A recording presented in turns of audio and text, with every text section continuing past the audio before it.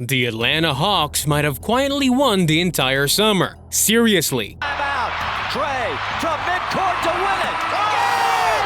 A blur of moves to amplify what they do well, patch the soft spots, and stack depths like it's a Costco run. But what does that actually mean for 2026? Are we talking real threat in the East or fun league pass team that makes you say maybe next year? But before we start, if you love basketball and you're one of the 90% who watch without subscribing, it's time to join the NBA Inside family. Click it and let's live this season together. Last season, Atlanta was the definition of pretty much mid. 40 wins, 42 losses, and the number 9 seed. An offense that flashed and a defense that sighed. 19th in defensive rating and 27th in points allowed. And yet, there were reasons to lean forward on the couch. Jalen Johnson kept leveling up.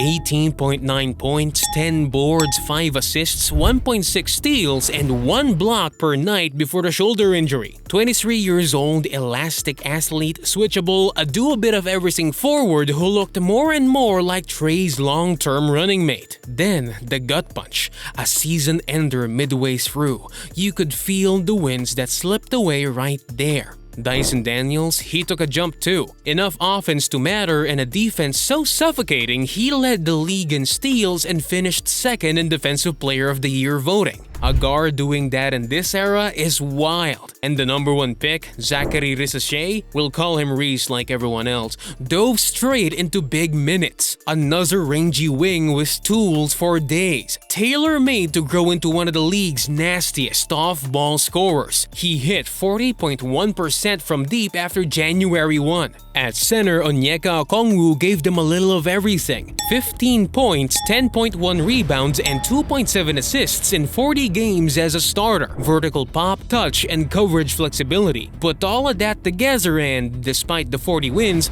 the Hawks finally felt coherent. Like someone drew a blueprint labeled size, athleticism, defense, versatility, surround Trae and let him cook, and everyone stuck to it. For the first time in a bit, Trae Young had a roster that accentuated the vision. Trae ball on offense, teammates who finish plays, and hide some of the warts on the other end. But yeah, there were problems. Shot creation outside of Trae was thin. Even with Jalen's burst in transition and on second side actions, the half-court go-get-one menu was short. When Trae sat, the offense fell off a cliff. Caris LeVert helped after the mid-season deal, but without him, the non-Trae units dropped almost 10 points per 100. And then the shooting. Not enough of it. Of that emerging core 5, the only guy clearing 34% from deep was Reese. If the shooters don't bend the defense, there's no room for Trae's spread pick-and-roll wizardry to breathe. It's like running lanes closed before the running back even gets the handoff. Cue the sponsor-style break in your brain. What if I told you there was a convenient way to fix spacing without losing defense? No, not a meal kit. Though shout out to anyone meal prepping during a back-to-back. The Hawks front office basically ordered the modern basketball bundle. Mission number 1. Add shooting. First up, Nickeil Alexander-Walker via sign and trade. Over the last 3 seasons, he's hit over 41% on catch-and-shoot threes. He averaged 8.3 points, 2.3 assists, and 1.8 rebounds in the 2025 playoffs. He's more than a statue in the corner too. He can put it on the deck, attack a closeout, initiate a set in a pinch, and find the extra pass. Call him a connector piece who also defends. Point of attack defense is his calling card. He's wiry so bigger wings can bully him. But that's why you've got Dyson. Against primary creators, Naw's screen navigation and length make life annoying. Exactly what you want next to Trae. Then the headline swing. Kristaps Porziņģis, another high-volume, high-percentage catch-and-shoot guy, around 40% on those looks over the last 3 years, but from the 5 spot. Translation, the other team's rim protector has to vacate the paint or watch threes splash. That look, Atlanta's never really had it in the Trae era. Imagine the two-man game here. Trae is on the short list of the best pick-and-roll engines of the 2000s. Pull-up gravity, slither dribble, every pass angle in the book. Kristaps is a chooser-poison screener. Pop to 3, roll to the cup, or punish a switch with a seal and a touch shot. He's not Hakeem on the block, but give him a mismatch in an angle and you'll hear the net. And defensively, KP's rim deterrence is real. Opponents shot roughly 15% worse than expected at the rim when he contested, holding them to 48.5% at the rim and 43.3% overall. Keep his feet around the paint and let him be a backline eraser and the impact pops. Don't make him defend in space all night. Position him like Boston did and you're good. Pair that with a Kongwu and the lineup knobs get fun. Onyeka's the toolkit guy. Follow or Kongwu. Short roll touch, floater game, sneaky passing reads, offensive glass, and the growing threat of a corner 3. If that stabilizes, the geometry of this team gets freaky. There are a dozen ways to combine them. Trae Onyeka pick and roll with KP spacing above the break, KP Trae pick and pop with Onyeka in the dunker, Onyeka triggering dribble handoffs up top while Kristaps lurks for lobs. Quinn Snyder loves a good option tree. Expect him to climb the whole thing. Back to that versatility word we keep using. Nah toggles between the 2 and the 3, giving you a point of attack defense and standstill shooting. Porziņģis plays the 4 or 5, spacing the floor and anchoring the rim. Onyeka can be your solo 5 or the mobile 4 and double big looks. And we haven't even gushed about Jalen Johnson yet. He might be the most dynamic piece in the toolbox. Screen and dive big in one possession, grab and go initiator the next, back cut merchant after that. He guards everywhere, covers ground, and blocks shots from weird angles. He's chaos in a good way. The question, can the on-ball creation in the half-court become consistent? We've seen the transition burst and the occasional tough pass highlight. The true pick-and-roll quarterbacking, the isolation counters, and the post mismatches, if that stuff becomes stable, we're whispering all-star and penciling him as a legit number 2. The front court depth keeps going. Reese enters year 2 as the archetypal scalable wing. Gets stronger, boosts the jumper a hair, keeps stacking defensive reps, and he fits anywhere. Mohamed Gay heads into year 3. Still raw on offense, but the defensive gifts are obvious. Lengths, pop, ground coverage, switch instincts. He's light, so you don't want him wrestling giants for 30 minutes. But as a roamer and event creator, useful. The draft added Asa Newell, another springy hybrid big who can toggle 4 or 5, finish above the rim, show soft hands, pass on the short roll, and tease the jumper. He needs weight and reps, but you can see the outline of a two-way rotation piece. So yeah, the Hawks have a front court that reads like a lab experiment. Size, length, athleticism, play finishing, passing, spacing, rim pressure, and rim protection. When you pair that with Trae, an elite advantage creator who puts teammates in the right spots, the floor on this team rises a lot. That doesn't mean the backcourt questions disappear. Dyson might be the best defensive guard alive, certainly in the conversation, and that makes him a dream shield for Trae. But he's a limited shooter, so there will be matchups where Nas spacing is the right call.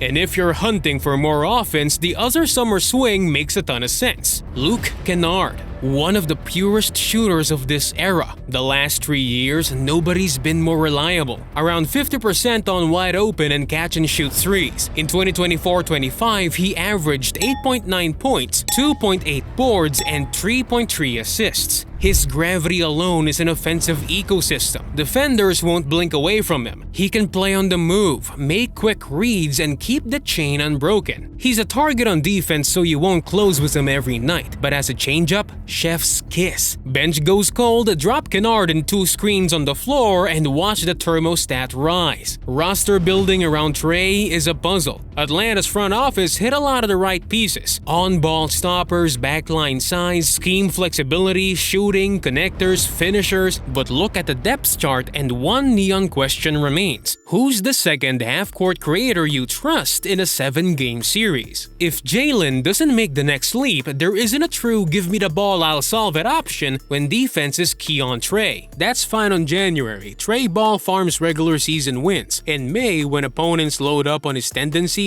you need another driver to break the shell. And then there's the non-Trae minutes. Right now, the backup point guard duties likely fall to Daniels or Nah unless Kobe Buffkin or Keaton Wallace, if he wins minutes, forces his way into the conversation. You can survive that with defense and shooting, especially if Kennard's on the floor. But can you score enough to win those stints in the playoffs? That's the needle to the thread. Health is the other elephant wearing a Hawks snapback. Jalen's return to full speed, Porziņģis' availability, Daniels and Onyeka's bumps, this group needs some good injury luck. At full strength, this is a 50-win profile.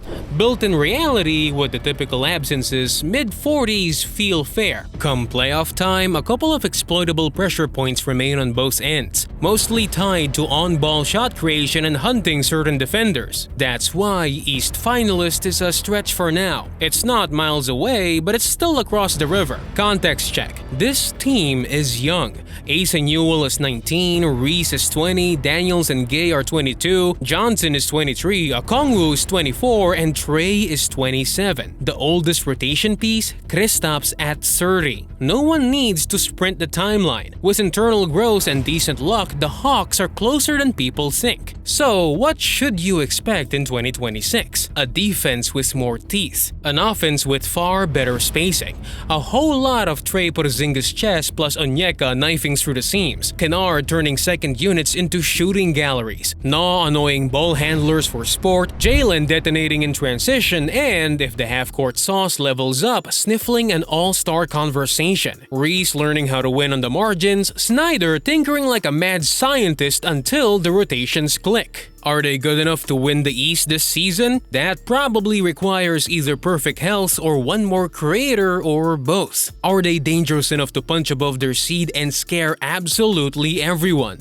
Oh yeah. If you're an Eastern team sleepwalking to a Hawks series, you're gonna wake up down 2-1 wondering why Porziņģis is bombing threes from the parking lot while Trae throws lobs from the logo and Kennard refuses to miss. Quick lightning round.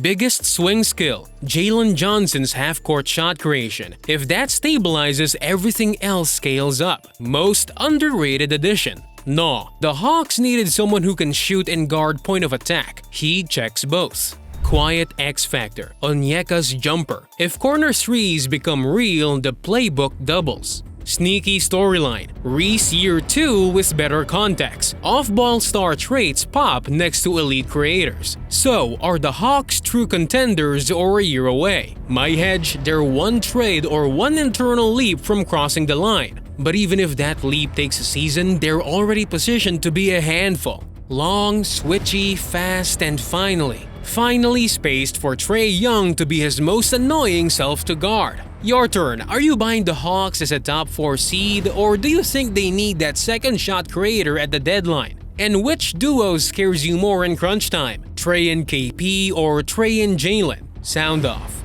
If you made it this far, you've earned the right to throw a bold prediction in the comments.